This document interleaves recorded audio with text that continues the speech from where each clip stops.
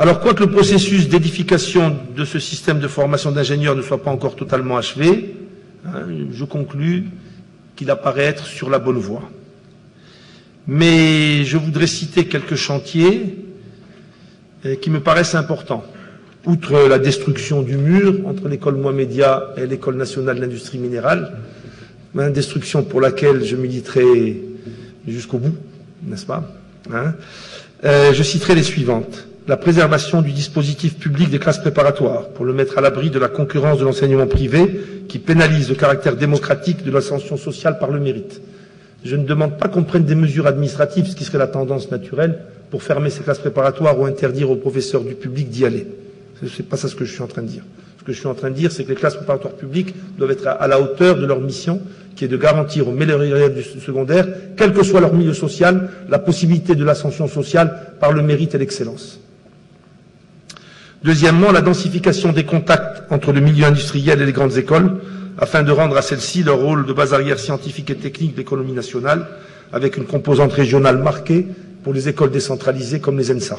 Au moment où notre souverain appelle à la régionalisation, où un mouvement dans notre pays se fait pour de plus en plus de prise de décision régionale, les grandes écoles régionales comme les ENSA doivent jouer ce rôle et s'intéresser aux milieux, aux atouts, aux faiblesses, à tout ce qui est régional. Cette densification des contacts, je crois que les grandes écoles françaises en ont l'expérience, j'en suis sûr, et je pense qu'elles peuvent jouer un rôle. Je voudrais rappeler un modèle qui avait été mis au point par Gilbert Frade, directeur des études de l'école des mines de Paris, qui était un groupe de travail. Ah oui, dans la salle. Ah, oui, très bien.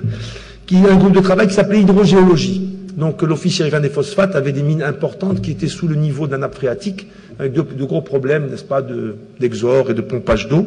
Et un groupe de travail a été mis en place entre l'école Mohamedia d'ingénieurs et l'Office chérifien des phosphates, avec le soutien d'Armine, de l'école des mines de Paris. Je suis sûr que ce genre de groupe de travail, dans lequel on peut trouver une grande entreprise marocaine, une grande école française, un laboratoire ou un département d'une grande école marocaine, serait de nature à marcher. Mais il faut absolument que on n'attende pas que les choses se fassent naturellement, il faut que ces contacts entre l'école et le milieu industriel soient renforcés. C'est un vieux rêve de tout le monde. Il n'y a jamais eu de malice particulière ou de malveillance particulière pour empêcher ça. La nature des choses a fait que ces contacts ont rarement eu lieu. Et c'est pour ça qu'il est bon de rappeler ceux qui ont pu avoir eu lieu. Le dernier point, c'est l'ouverture des élèves à des champs de connaissances et de réflexion au-delà des savoirs scientifiques, afin de mieux les armer dans leur insertion dans le tissu économique et social. On a encore dans les transferts de savoir scientifiques et techniques, on a encore dans des élèves qui se polarisent, pour utiliser le terme bien connu, qui se polarisent sur les matières qui donnent des points. Et il faut leur ouvrir l'esprit.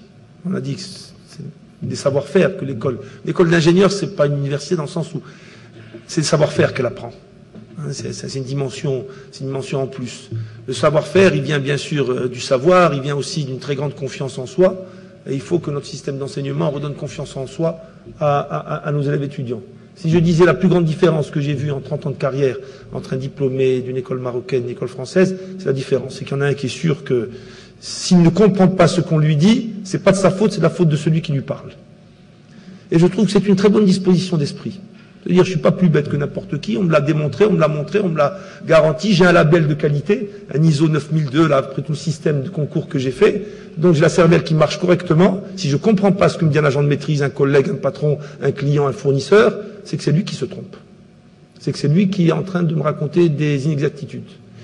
Et cet esprit critique, cette confiance en soi, cet ego à l'aise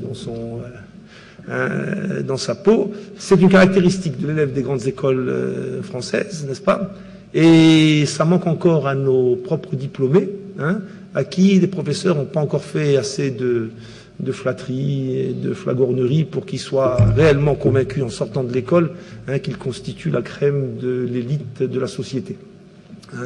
J'espère que j'ai choqué personne en parlant comme ça, mais je caricature un peu, mais c'est ce que je dirais être la plus grosse différence entre quelqu'un qui va ne pas laisser exprimer ses pulsions, son esprit d'innovation, sa créativité, son esprit critique, et quelqu'un qui va être moins normatif, hein, plus incisif, plus, comme j'ai essayé de l'être, parce que c'est un témoignage osé que j'ai fait. Après tout, je ne suis pas dans le système de l'enseignement.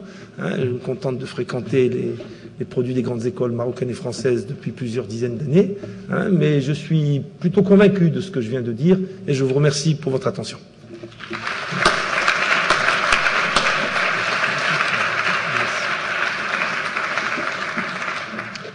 Merci beaucoup, Monsieur le PDG, Monsieur le Ministre, pour cette intervention.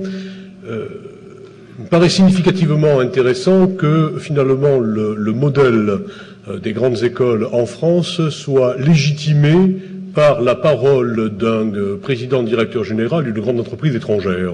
On a parfois du mal à le faire comprendre à certaines de nos autorités politiques en France. Je crois que je vais me servir de ce qui a été dit ce matin à certaines occasions. Il me paraît aussi intéressant de voir que, bien évidemment, nous partageons un certain nombre de problèmes communs et le positionnement des classes préparatoires pour celles de nos écoles qui ont mis en commun, je vous rappelle que c'est bien comme cela que les classes préparatoires ont été conçues en France, les grandes écoles préexistaient, et puis au fur et à mesure des années, on est passé d'une préparation individuelle à une préparation de groupe, et donc à la logique de classe préparatoire, donc c'est bien de la mise en commun de premières années d'études dont il s'agit. Donc le problème du positionnement des classes préparatoires, l'articulation entre le secondaire et le supérieur se pose de la même façon au Maroc et en France.